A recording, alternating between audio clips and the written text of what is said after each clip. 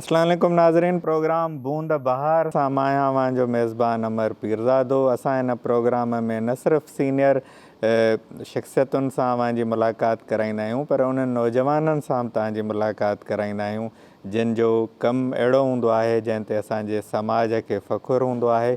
अॼु बि असां हिकु अहिड़े नौजवान खे हिन प्रोग्राम में शिरकत जी दावत ॾिनी आहे जंहिंजा रिसर्च जे शोबे में तमामु घणो कमु अथसि ऐं बैनुल अक़वामी रिसर्च जर्नल्स में संदसि कमु शाया थींदो रहियो आहे।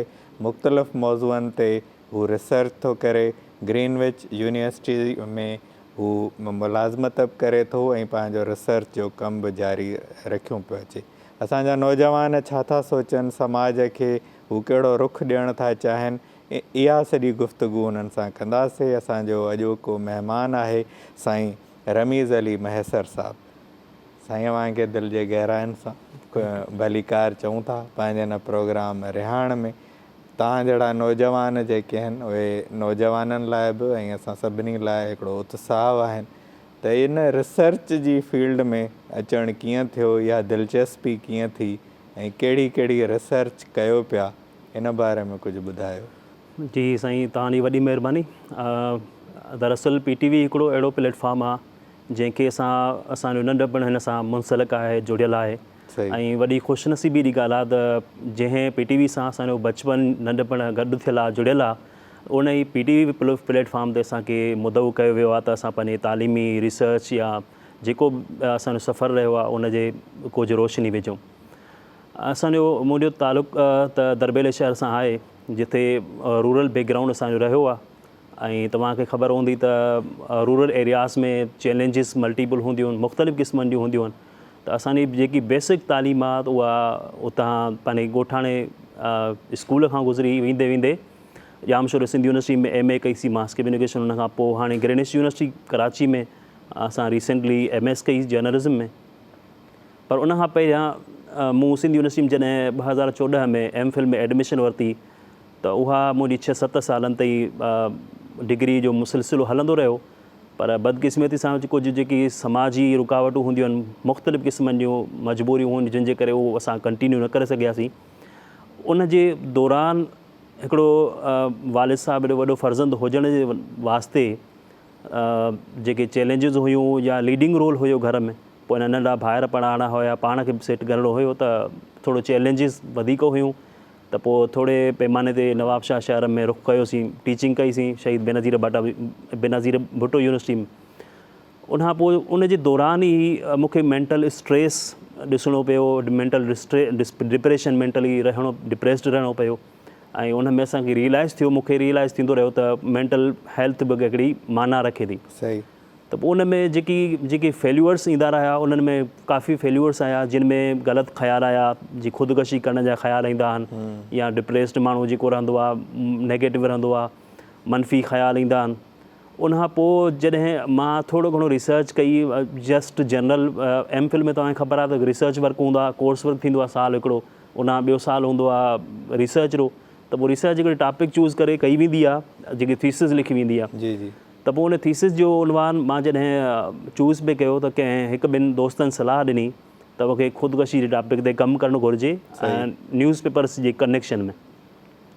त मां जॾहिं न्यूज़पेपर जे कनेक्शन में सुसाइड ते कमु कयो त मूं उहो रिसर्च पेपर मुंहिंजो पब्लिश थियो हिकिड़ो अमेरिकन जर्नल में, पर उहो वर्थ रैंकिंग न हुयो, एतिरो इम्पॉर्टेंट वॾो जर्नल न हुयो, लेकिन पब्लिकेशन मुंहिंजी इंटरनेशनल जर्नल में थी। उनखां पोइ जॾहिं मुंहिंजो रिसर्च जो उतां मुंहिंजो सिलसिलो शुरू थियो त मां जॾहिं इहा रिसर्च लाइ मुख़्तलिफ़ प्लेटफॉर्म्स आहिनि जिते असां रिसर्चर्स पंहिंजा प्रोफाइल रजिस्टर कंदा आहियूं, उते पूरी दुनिया नेटवर्किंग थियल हूंदी आहे, मुख़्तलिफ़ डायरेक्शन्स में, मुख़्तलिफ़ सब्जेक्ट्स में, मुख़्तलिफ़ कंट्रीज़ खां मुख़्तलिफ़ स्कॉलर्स उते उनजो प्रोफाइल आहे। त मूं जॾहिं पंहिंजो प्रोफाइल रजिस्टर करे पेपर रखियो त उते बांग्लादेशी हिकिड़ो प्रोफेसर हुयो, उन मूंखे मैसेज कयो त तव्हां अहिड़ी क़िस्म जी स्टडी हेॾी इम्पॉर्टेंट कई आहे ऐं तव्हां ग़लति जॻह ते पब्लिश कई आहे, तव्हांखे थोरो मथे अचणु घुरिजे। त पोइ उन मूंखे थोरो गाइड कयो, उन सां मूं गॾु कमु शुरू कयो। पोइ मुंहिंजो थोरो इंट्रस्ट वधंदो वियो ऐं जेकी पंहिंजो 6-7 साल जेको फेल्यूअर वारो रहियो टाइम पीरियड मुंहिंजो MPhil वारो सिंध यूनिवर्सिटी में, उते मूंखे इहे ख़्यालात ईंदा रहिया। त पोइ मूं रियलाइज़ कयो त मां छो न इन मौज़ू खे अॻिते वधायां ऐं इन ते कमु छो न कजे, छो त कम्यूनिटी में मुआशिरे में इहे प्रॉब्लम्स आहिनि। को कहिड़े बि तरीक़े सां कंहिं बि एंगल सां हर को माण्हू फाथो वियो आहे। कंहिंखे फाइनेंशियल मसइला आहिनि, कंहिंखे फैमिलियल मसइला आहिनि, कंहिंखे सोशोलॉजिकल मसइला आहिनि, कंहिं न कंहिं मसइले में इंसानु फाथल आहे। त पोइ उन खां पोइ कॉन्स्टेंटली मूं मीडिया ते कॉन्टेंट ते कमु कंदो रहियुसि, अख़बारुनि जो कॉन्टेंट। त पोइ ईअं मूं ॾे शौक़ु जाॻियो त मां सुसाइड स्टडीज़ ते कमु कयां। ऐं जॾहिं मां सुसाइड खे पढ़ंदो रहियुसि त मूंखे हर साल में मूंखे इहा बि ख़बर पई त ही suicide is one of the top 3 leading causes of death in the world. त एटलीस्ट हींअर अराउंड किलो 7,26,000 समथिंग माण्हू एन्युअली सुसाइड कंदा। त पोइ उनजी डेथ जेकी आहे, उनजी जेकी डेप्थ जेकी आहे इशू जी सेंसिटिविटी या इंटेंसिटी, उन मां मालूम थिए थी त हीउ केतिरो इम्पॉर्टेंट इशू आहे, केतिरो हिन ते कमु करणु घुरिजे। पोइ तव्हांजी रिसर्च छा थी चए त इहो जेको सुसाइड आहे, ख़ुदकुशी आहे, इन जा सबब छा आहिनि? इन खां कीअं नौजवाननि खे या ॿियनि माण्हुनि खे, छो त ख़ुदकुशी त हर उमिरि जो माण्हू थो करे, नौजवाननि में वधीक रुझान नज़र ईंदो आहे, इन खे कीअं रोके थो सघिजे, इन रेशो खे कीअं घटाए थो सघिजे? हाँ, जीअं त मां ॻाल्हि कयां, जेकी WHO वारा आहिनि, वर्ल्ड हेल्थ ऑर्गेनाइज़ेशन हिकिड़ो इदारो आहे, इहो हर साल मुख़्तलिफ़ बीमारियुनि ते रिपोर्ट इंटरनेशनली पब्लिश कंदो आहे। त उते हर साल कैलकुलेट कंदा आहिनि, अपडेट थींदियूं आहिनि फिगर्स, त हिन साल हर साल घणियूं ख़ुदकुशियूं थियंदियूं। उन खां पोइ हू रिकमेंडेशन्स ॾींदा आहिनि। पर being a media studies journalism student, असांखे वरी मेडिकल पर्सपेक्टिव न ॾिसणो पवंदो, असांखे सोशल पर्सपेक्टिव ॾिसणो पवंदो आहे। त माना ॿिया जेकी कंट्रीब्यूटिंग फैक्टर्स आहिनि ऐं अहिड़ा कहिड़ा उपाउ आहिनि जेकी बॉडीज़ आहिनि जेकी इन मसइले खे रोकण जे लाइ वॾो इम्पॉर्टेंट किरदारु अदा करे सघंदो, उन्हनि में हिकिड़ी मीडिया आहे। मां मीडिया जो स्टूडेंट थी करे मूंखे रियलाइज़ थियो त हुन स्टडीज़ जेकी WHO वारनि जी प्लेटफॉर्म था थियूं, international psychiatrist, medical health experts जेकी पब्लिकेशन्स खे उन्हनि में रिकमेंड कयनि त बाबा media is the most powerful tool that can be used to prevent suicidality. सही।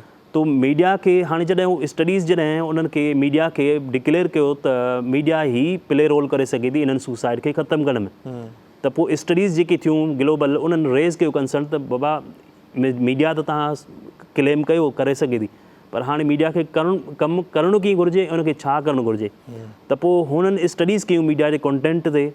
त मीडिया जे कॉन्टेंट ते जॾहिं कमु थियो त आइडेंटिफाई थियो त मीडिया जो जेकी लैंग्वेज स्टाइल आहे या पोर्ट्रायल आहे ड्रामानि में, मुख़्तलिफ़ TV चैनल्स ते, उनजो इम्पैक्ट जेको आहे ख़राबु थो पए। त उहो they are actually teaching people how to do suicide, not people are teaching people how to avoid it. त हुनजो हिकिड़ो वॾो पर्सपेक्टिव हुयो, उन ते कमु थियो मीडिया ते। त बाबा मीडिया ते कमु थियो, मीडिया त हिकिड़ो टूल आहे, प्रिवेंट करण में मदद करे सघे थी, पर स्टडीज़ जे थ्रू असांखे ख़बर पई थी मुख़्तलिफ़ ॿिया बि फैक्टर्स आहिनि।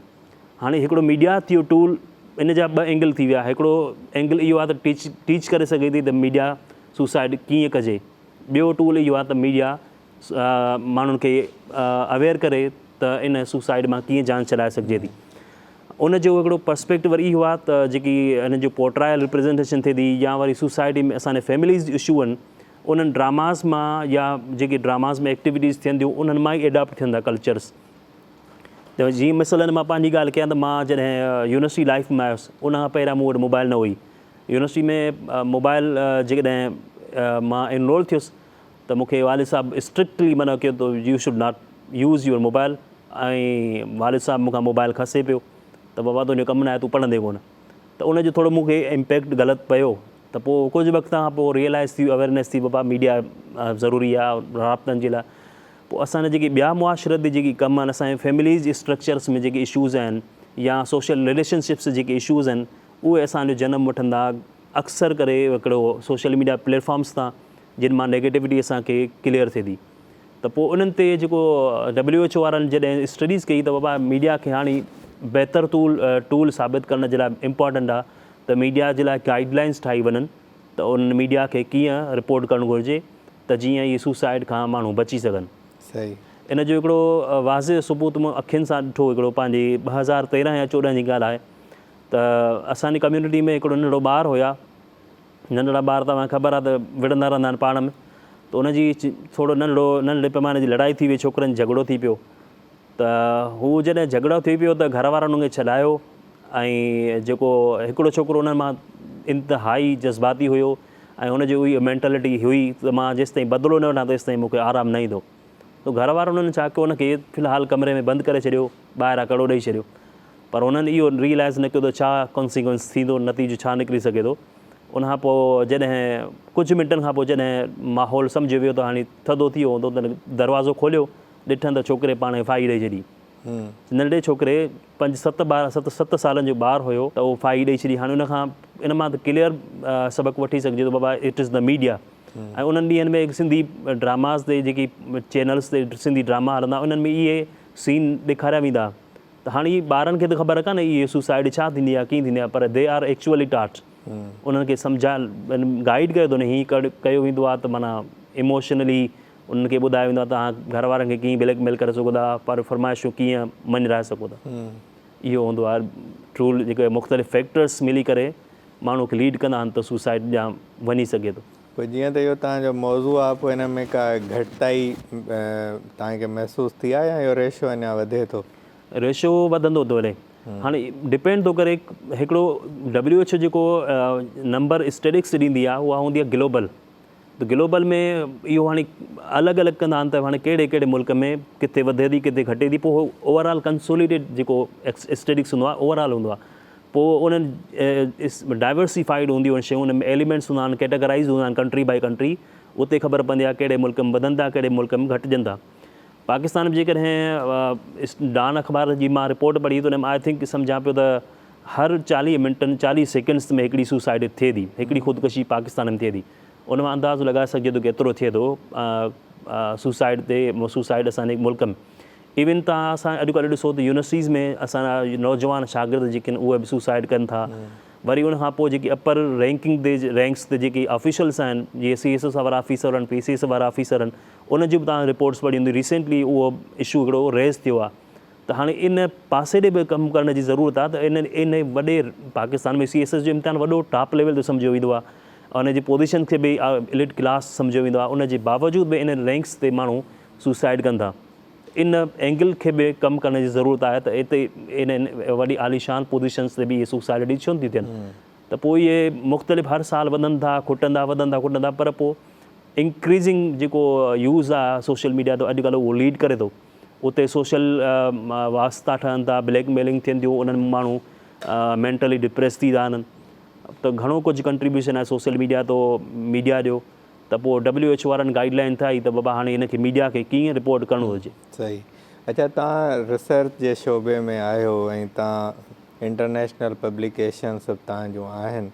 इहो पुछणु चाहींदासीं त जेको इंटरनेशनल रिसर्च जो स्टैंडर्ड छा आहे ऐं पाकिस्तान में हिन मुल्क में जेके रिसर्च थियूं थियनि उहे उन स्टैंडर्ड सां केतिरियूं मुताबिक़त रखनि थियूं, मैच थियूं कनि, या उन्हनि खे उहे एक्सेप्ट कयो वञे थो या न। छो त हिते हिकिड़ियूं रिसर्चिस थियूं थियनि, वरी जॾहिं तव्हां ॿाहिरि अप्लाई था कयो त छा उहे एक्सेप्ट थियनि थियूं या इन सिलसिले में का बहितरीअ जी ज़रूरत आहे?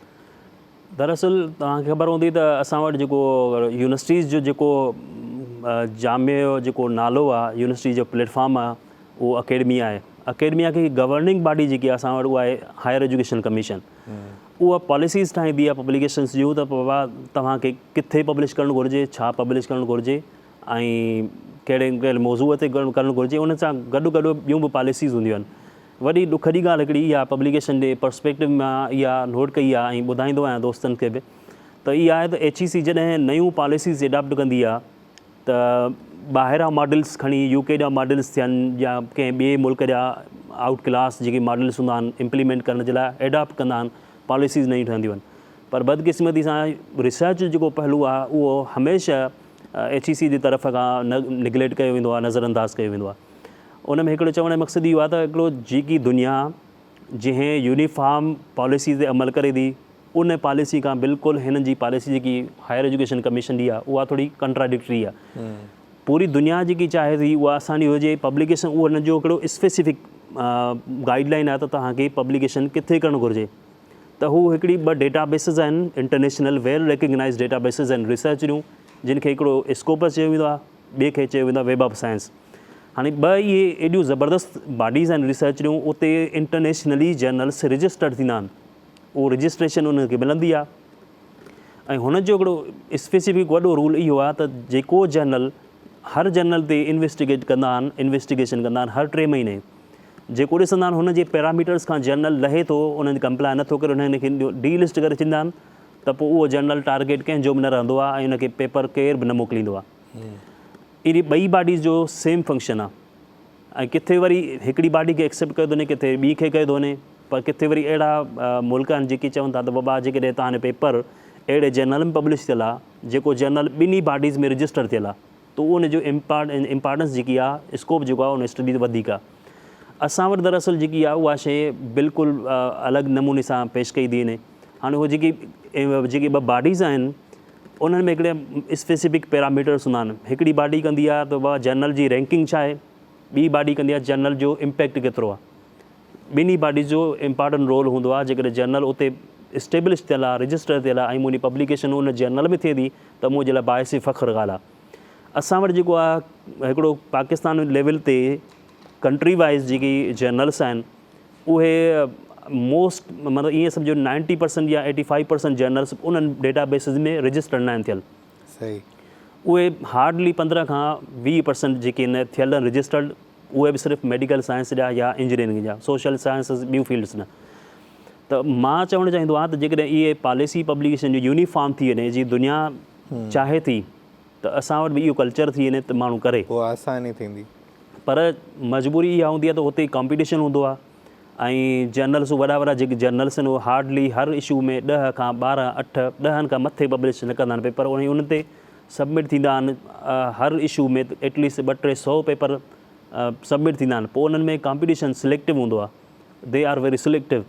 उन्हनि में हाणे तव्हां सम्झी सघो था त जिथे 300 पेपर्स हुजनि ऐं उते जॻह हुजे सिर्फ़ु 10 पेपर पब्लिश करण जी, त उते कॉम्पिटिशन हूंदो ऐं मेरिट हूंदी ऐं उहो रजिस्ट्रेशन थींदी रहंदी आहे, एक्सेप्टेंस थींदी रहंदी आहे। हाणे पोइ उनखे छा कंदा आहिनि, जेको शॉर्टकट आहे असां वटि पाकिस्तानी माण्हुनि जो, उहो इहो आहे त उन्हनि जर्नल खे छॾे पाकिस्तानी जर्नल में पब्लिश कंदा, उनजी सिर्फ़ु वेटेज या एक्सेप्टेंस माना निगलिजिबल हूंदो। ॿाहिरि मां खणी वेंदुसि, उहे वापसि कंदा पेपर, तव्हां हाणे पेपर कम ॾियनि। उहो इंटरनेशनल जर्नल्स जेके हूंदा आहिनि उनखे वाइडर रीडरशिप बि हूंदी आहे, वाइडर ऑडियंस बि हूंदी आहे ऐं उन्हनि जो ग्लोबल स्कोप बि हूंदो आहे ऐं विज़िबिलिटी बि हूंदी आहे उनजी थ्रू आउट द वर्ल्ड। अच्छा, ये जेको रिसर्च आहे इन हवाले सां मुख़्तलिफ़ राय ईअं बि आया आहिनि त कुझु माण्हू इहो था सम्झनि त असांजो जेको रिसर्च जो मयार आहे उहो किरियो आहे, या जॾहिं उन्हनि खे थोरी फाइनेंशियल असिस्टेंस मिलणु शुरू थी आहे त PhDs घणियूं त थियनि थियूं पर उनजो मयार किरियो आहे। त जेको असां वटि यूनिवर्सिटीज़ लेवल ते सिंध में थियनि थियूं PhDs, उन्हनि जे मयार मां तव्हां केतिरो मुतमइन आहियो या उन में छा थियणु खपे? सर असुल में मां इहो चवंदुसि, मां वरी बि ॻाल्हि पॉलिसी जी चीज़ न, पॉलिसी में हिकिड़ी ईअं आहे त असांजी कोलाबोरेशन रिस्ट्रिक्टेड आहे। असांखे चयो त बाबा हिकिड़े रिसर्च पेपर में जेकॾहिं 3 ऑथर्स आहिनि त एक्सेप्टेबल आहिनि, 3 खे फ़ाइदो मिलंदो। जेकॾहिं 3 खां मथे ऑथर्स आहिनि उनखे फ़ाइदो ई न आहे। वरी तव्हां वॾे इंटरनेशनल जर्नल्स खे ॾिसंदो, उन्हनि में मां त एतिरा पेपर अहिड़ा बि ॾिठा आहिनि जिते 250, 300 ऑथर्स हूंदा आहिनि। त उन एवरेज साहिबु उन्हनि जी कोलाबोरेशन वधे थी। कोलाबोरेशन मतिलबु उहो पूरी दुनिया मां मुख़्तलिफ़ यूनिवर्सिटीज़ जा माण्हू मिली करे गॾु कमु कंदा। मां अहिड़ो हिकिड़ो रिसेंटली पेपर ॾिठो आहे जेको 40 मुल्कनि जी जर्नलिज़म जी रोल ते कमु थियल हुयो, 40 मुल्कनि ते, ऐं हर मुल्क खां हिकिड़ो ऑथर हुयो उन पेपर में। सही। त तव्हां हाणे सम्झी सघो था नेटवर्किंग केतिरी आहे, उनजी इंपॉर्टेंस केतिरी आहे। उन मां इहा बि रिफ्लेक्ट थिए थी त तव्हां एतिरा कॉम्पिटेंट आहियो या तव्हांजो कमु एतिरो इम्पैक्टफुल आहे जो ॿाहिरियां माण्हू अट्रैक्ट थियंदा, ॿाहिरियां स्कॉलर्स जेके आहिनि तव्हां अट्रैक्ट थींदा, तव्हां सां गॾु कमु कनि था।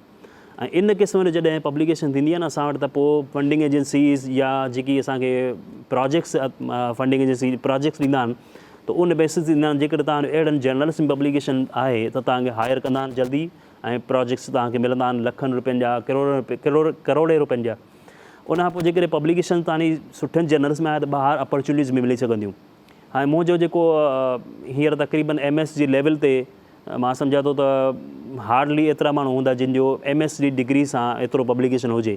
मुंहिंजो अराउंड आई थिंक 50 खनि पब्लिकेशन्स आहिनि, उन मां 20 पब्लिकेशन जूं इंटरनेशनल आहिनि।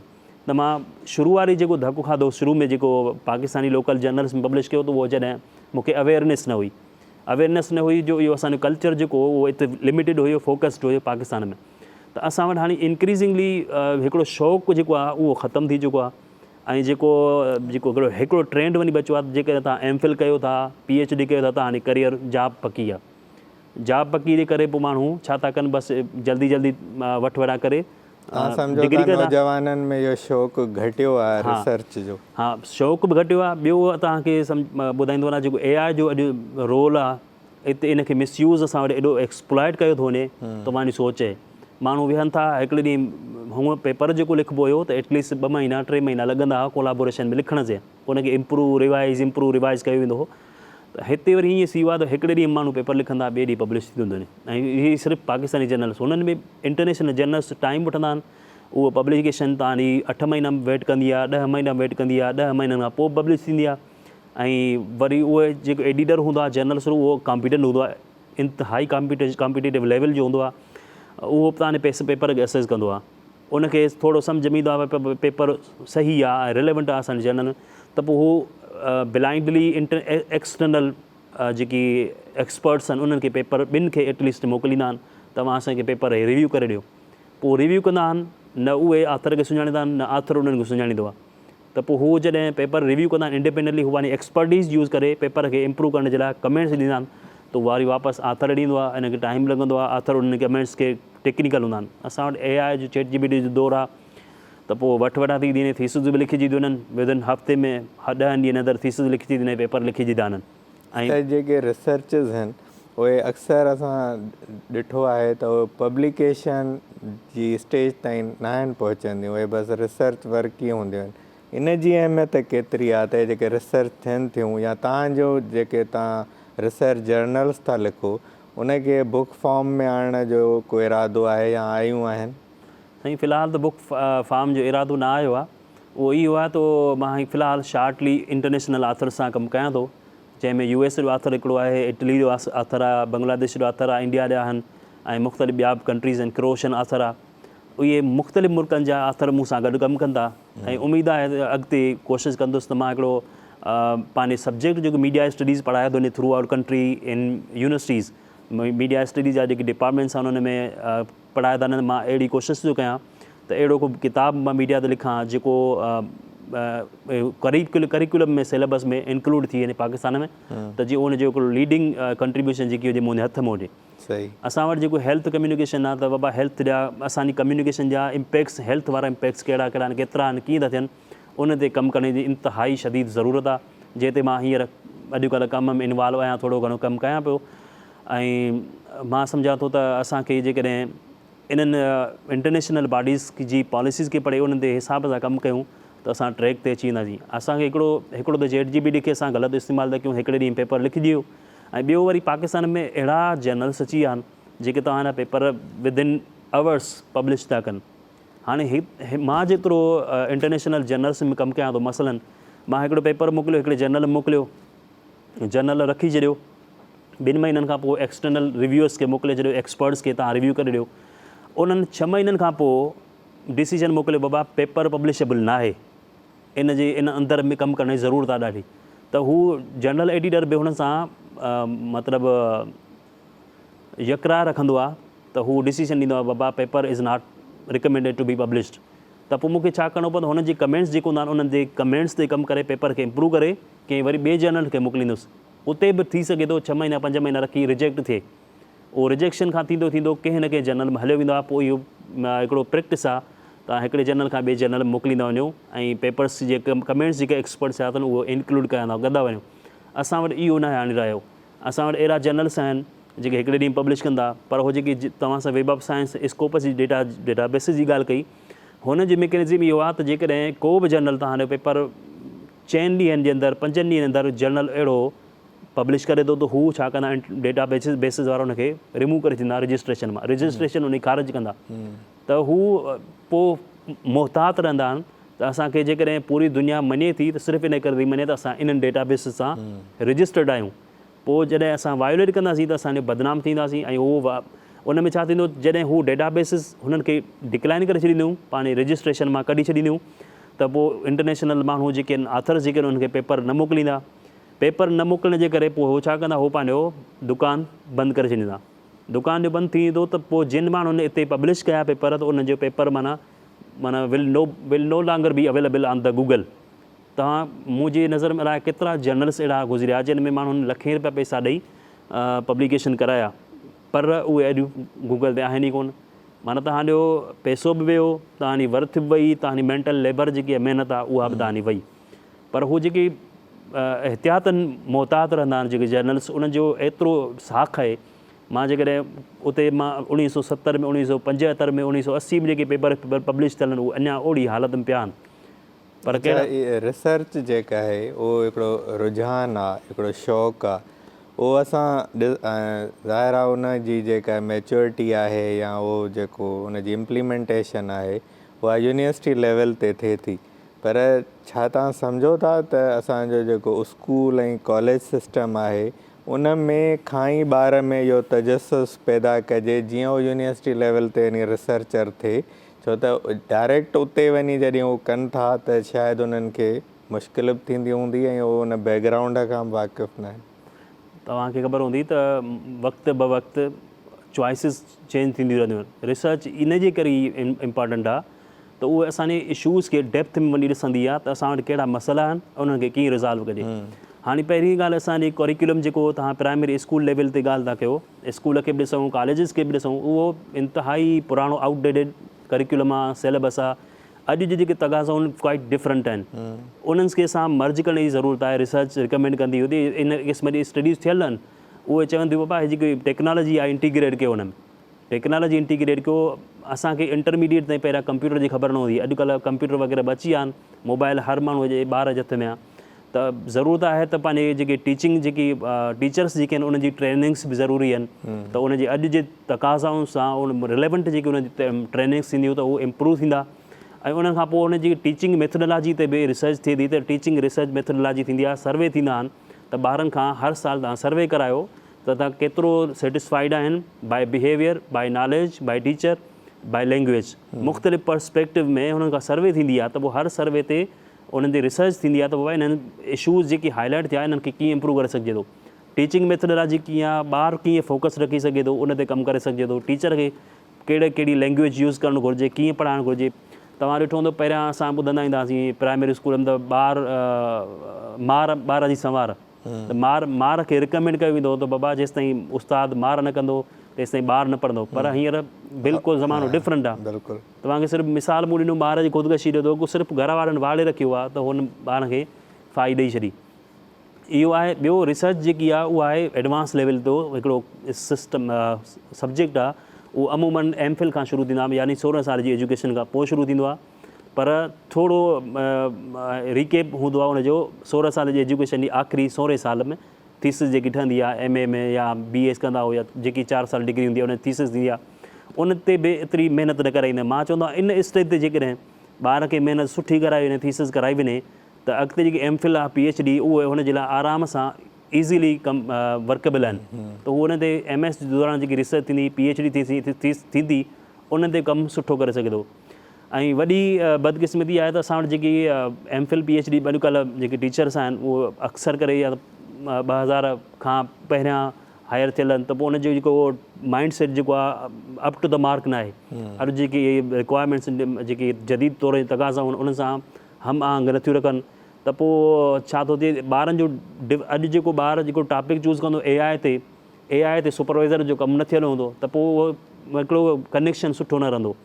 ऐं ॿारु करणु चाहे थो कमु रिसर्च जी AI ते कमु थो करणु चाहे, AI जो छा रोल आहे मुख़्तलिफ़ एरियाज़ में, मुख़्तलिफ़ पर्सपेक्टिव में, पर उन टीचर जो उन AI ते कमु न आहे थियल। छो त टीचर उन दौर में न पढ़ी आयो आहे, AI जो दौरु आहे हाणे थियो इमर्ज, त उन सां रिलेवेंट हिकिड़ो इहो बि स्पेसिफाई करणु घुरिजे। अॼुकल्ह जेकी ॿाहिरि मुल्क में नौजवान टीचर PhD करे था अचनि, उन्हनि जा टॉपिक्स अॼु जे जदीद तक़ाज़नि सां हम आहंगी रखनि था, त पोइ शागिर्द खे सोचणु घुरिजे त अहिड़े टीचर वटि थीसिस कजे जेको हिन सिस्टम में हिन करंट पोज़ीशन्स खे सम्झंदो हुजे। बिल्कुलु इन सां ई रिसर्च जी क्वालिटी वधंदी आहे। सही। अच्छा, तव्हां नौजवान आहियो, तव्हांजो हिकिड़ो कैरियर पाथ आहे, जेको अॼु जो ॿारु आहे जेको मैट्रिक में थो अचे, जेको पंहिंजे कैरियर लाइ सोचे थो, उहो थोरो मुंझियल आहे इन सेंस में त हू इहो थो सोचे त छा मूंखे स्कोप खे ॾिसणु खपे, त कंहिं सब्जेक्ट जो स्कोप आहे, कंहिं में पैसा आहिनि, या पंहिंजे शौक़ खे ॾिसणु खपे।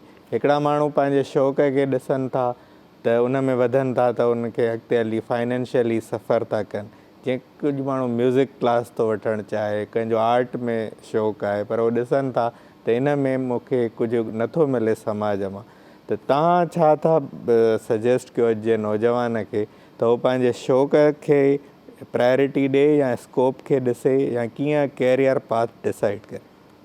मां बीइंग अ रिसर्च स्टूडेंट मां इहो रिकमेंड कंदुमि त हिकिड़ो रिसर्च जेकी आहे उहा असांखे ॿुधाईंदी आहे त रिसर्च में हिकिड़ो अहम नुक़्तो हूंदो आहे, वॾनि जर्नल्स में कॉम्पिटिशन हूंदो आहे त बाबा जेकॾहिं तव्हांजी स्टडी नाविल आहे ऐं इहो कमु पहिरियां न थियल आहे किथे बि त पोइ असां पब्लिश करे सघूं था। इहो इम्प्लीमेंट हर जॻह ते थी सघे थो।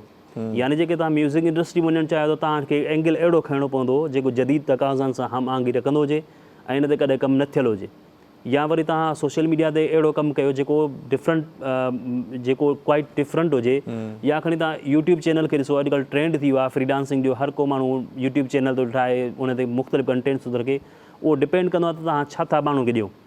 हाणे पहिरियां ज़माने में पढ़ायो वेंदो इंग्लिश जो ग्रामर सब्जेक्ट पढ़ायो वेंदो, सेंटर खुलंदा हुआ, हाणे lecture Hazare lecture in define था कनि, नाउन छा आहे, प्रोनाउन छा आहे, पर हाणे इन जी वर्थ तव्हां ॾिसंदो व्यूअरशिप बिल्कुलु घटि हूंदी आहे। व्यूअरशिप उन जी तॾहिं वधंदी जॾहिं हुनजो सब्जेक्ट जेको आहे नाविल हूंदो, बिल्कुलु डिफरेंट हूंदो। तव्हां जदीद तक़ाज़नि खे ॾिसो ऐं पंहिंजो शौक़ु बि कंटिन्यू बेशक रखो, पर इहो आहे उन शौक़ जे लाइ तव्हांखे क़ुर्बानी ॾियणी पवंदी आहे। ऐं जीअं मुंहिंजी उमिरि आहे हींअर 35 ते हलां पियो, पर मां कॾहिं बि तरजीह न ॾिनी आहे पंहिंजे करियर खे। मां सिर्फ़ु इहो सोचियो आहे त मूंखे जेको शौक़ु आहे, जेको लिटरेरी दुनिया में थियणो आहे, उहो मूंखे करिणो आहे। ऐं मां आयो आहियां त मूंखे इहो चैलेंजिस नज़र ई न आयूं आहिनि। मां पंहिंजो कमु कयां बि पियो थो, मुंहिंजी जेको फाइनेंशियल सपोर्ट थिए थी उहा बि करियर में थिए पई, त मुंहिंजो शौक़ु बि थिए पियो। पर इहो आहे त ओवरऑल जॾहिं तव्हांजो शौक़ु थिए थो न, तव्हां इहे शयूं फाइनेंशियल जेकी सपोर्ट थी वञे उहा ऑटोमेटिक अची थी वञे, थी वञे। पर शौक़ में वरी बि आहे त तव्हांजो हिकिड़ो एक्सेप्शनल मोड हुजे, तव्हांजो ट्रेंड जेको आहे बिल्कुलु डिफरेंट हुजे। जीअं अॼुकल्ह टीचर हिकिड़ा कॉलेज में वञी पढ़ाइनि था, ॿिया यूट्यूब ते फेसबुक ते लेक्चर अपलोड कनि पिया, उहे बि कमाइनि था, उहो बि कमाइनि था। पर इहो आहे त उहो यूट्यूब वारनि खे छा करिणो पवंदो त उनखे ट्रेंड पंहिंजो अहिड़ो रखिणो पवंदो जेको बिल्कुलु डिफरेंट हुजे apart from the physical trend. अॼु आख़िरी सुवाल तव्हांखां इहो पुछंदुमि त अॻे 2 तरीक़ा हूंदा सिखण जा, हिकिड़ा वालदेन हूंदा, ॿिया उस्ताद हूंदा हुआ, ऐं अॼुकल्ह जेको ॿारु आहे उन वटि मोबाइल अची वई आहे, त सॼी दुनिया जो एक्सेस हुन वटि अची वियो आहे, त ॼण हुनखे हिकिड़ी पैरेलल एजुकेशन, हिकिड़ी अहिड़ी दुनिया आहे जितां हू पाण थो पियो सिखे।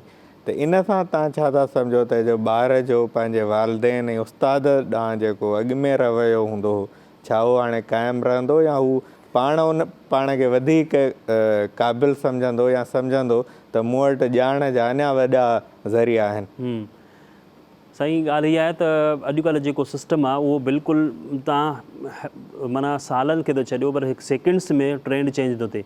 अॼुकल्ह जेकी एग्ज़िस्टिंग कल्चर आहे उहो इहो आहे त बाबा ॿार खे इंडिपेंडेंट छॾियो, उहो पंहिंजो ट्रैक वञी ॻोल्हे, पंहिंजो सिस्टम वञी ॻोल्हे, पंहिंजो माना रस्तो तलाश करे उनखे ॾिसे त छा आहे हुनजे अंदरि में।